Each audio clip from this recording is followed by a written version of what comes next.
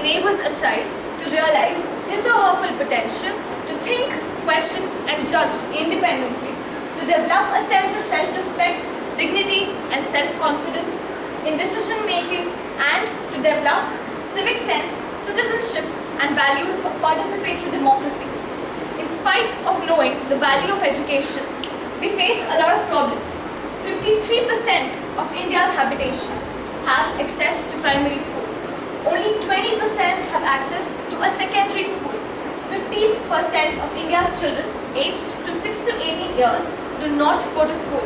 If I speak of females, 53% of girls of 5 to 9 years in India are illiterate. Dropout rates increase alarmingly from class 3 to 5, 50% for boys and 58% for girls. More than 50% of girls fail to enroll in school, and those that do are likely to drop out by the age of 12. I would like to highlight the 3 major reasons why the statistics are so alarming. The first two being child labor and poverty. Children are considered as the right of the individuals, the very adults, who are supposed to care for them and nurture them. They are silenced, threatened and coerced. Around 17 million children in India work as per official estimates. Millions of them work to help their families because the adults do not have appropriate employment and thus not appropriate income to forfeit education. There is no alternative for the others since they do not have access to good quality schools. I recently came across a statistic in one of Mumbai's popular newspaper which claimed, based on a survey, that a whopping 42% of Asian men were willing to spend more on a male child's education than they were on that of a female child. The prevailing thought structure of a society is very perturbing. All children have the right to be protected from the work that interferes with their growth and development. If I talk about rights and protection, the first right considering education that comes in my mind is the right to education, RTE. The right to education is a universal entitlement to education, a right that is considered as a human right. The fulfillment of the right to education can be assessed based on the 4 A's as framework. Available. Available means that the education is funded by the government, free and compulsory for all. Accessible. The education provided should be provided to the students without discrimination based on race, religion, gender or socio-economic status. Acceptable. The education provided should be relevant and culturally appropriate.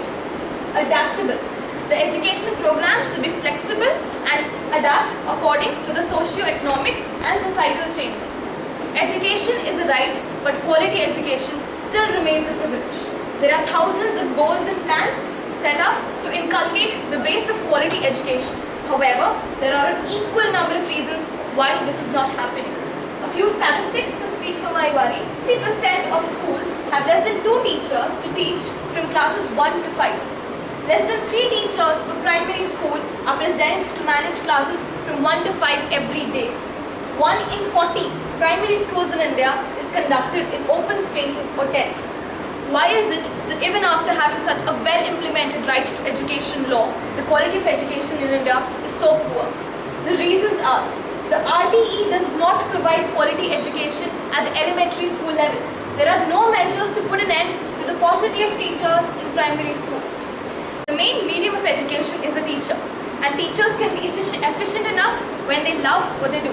Unfortunately, there are teachers who do not have love and passion for their job. There are teachers who do not know the content well enough to effectively teach it, and others who are truly experts in the content cannot effectively put it through.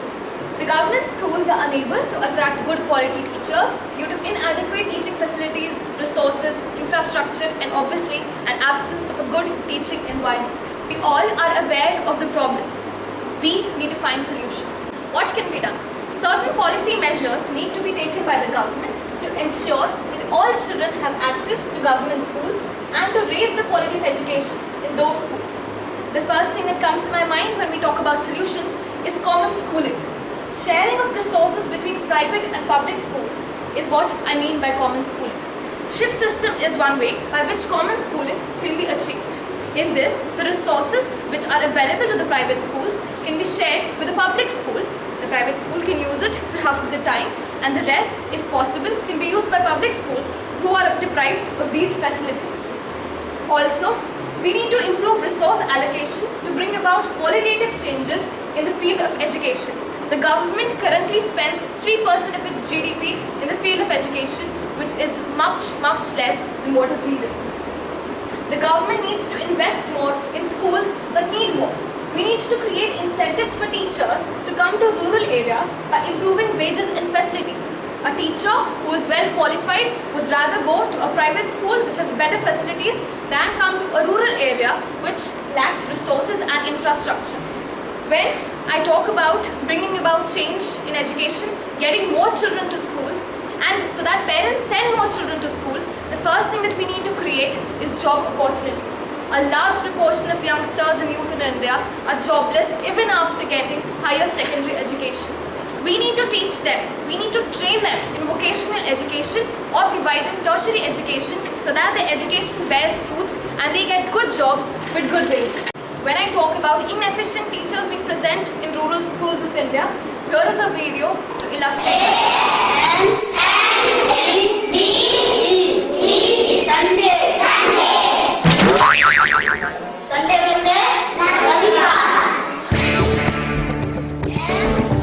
School वही है,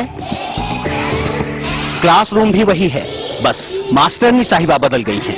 लेकिन जरा इनका गुरु ज्ञान भी देख लीजिए।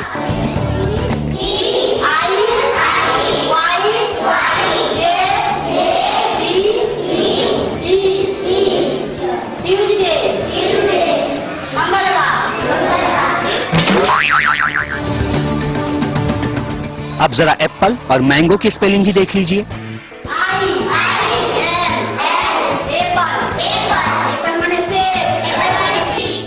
और ये जनवरी फरवरी किस चिड़िया का नाम है, मैडम से सीख लीजिए। मैडम को संडे की स्पेलिंग नहीं आती। संडे का स्पेलिंग क्या पढ़ाती हैं? संडे का SANDE संडे। संडे मीन्स रविवार। मैडम को एप्पल की स्पेलिंग नहीं आती। एप्पल का स्पेलिंग क्या पढ़ाई थी? एप्पल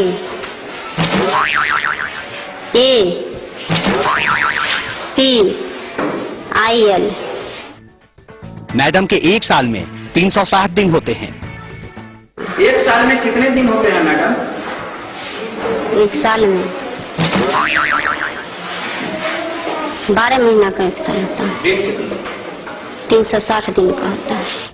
मैडम को प्रधानमंत्री का नाम भी नहीं मालूम। भारत के प्रधानमंत्री का क्या नाम है मैडम? नहीं जानते। और सिर्फ मैडम ही क्यों, जरा सर जी यानी मास्टर साहब का गुरु ज्ञान भी देख लीजिए। मास्टर साहब की जनवरी फरवरी कुछ ऐसी है। बच्चे भी बड़ी मासूमियत से गुरुजी का ये अधकचरा ज्ञान अपनी अपनी कॉपी पर उतारते जा रहे हैं। अब जरा एक और गुरुजी का ज्ञान सुन लेते हैं। भारत की राजधानी कहाँ है? भारत की राजधानी पटना है। बिहार की राजधानी दिल्ली। मास्टर साहब की माने तो भारत की राजधानी पटना है और बिहार की राजधानी दिल्ली। ये कहानी है समस्तीपुर के एक प्राइमरी स्कूल की, लेकिन यकीन मानिए ये इकलौता स्कूल नहीं जहां ऐसे गुणी मास्टर पढ़ाते हैं। ये इकलौता स्कूल नहीं जहां पढ़ाने वाले टीचर पढ़ाने की बजाय खर्राटे लेने में मशगूल हैं। सुशासन सरकार के राज में ऐसे स्कूलों की तादाद बेहिसाब है। नीतीश सरकार सूबे में तालीम की सूरत सुधारने का दावा करती है, लेकिन हकीकत आपके सामने है। As you've seen in the video, this is the condition of education in India. It's not just one state, it's not just one school. It's a lot of schools in a lot of regions in India where we do not have efficient teachers. In the end, I would like to say is, we do not need to increase privileges. We just need to widen the existing privileges so that they are available to a larger number of children, to the children who are after all the future of India. Thank you. This is Rishika Yadav of class 11, Science Stream, Navy Children's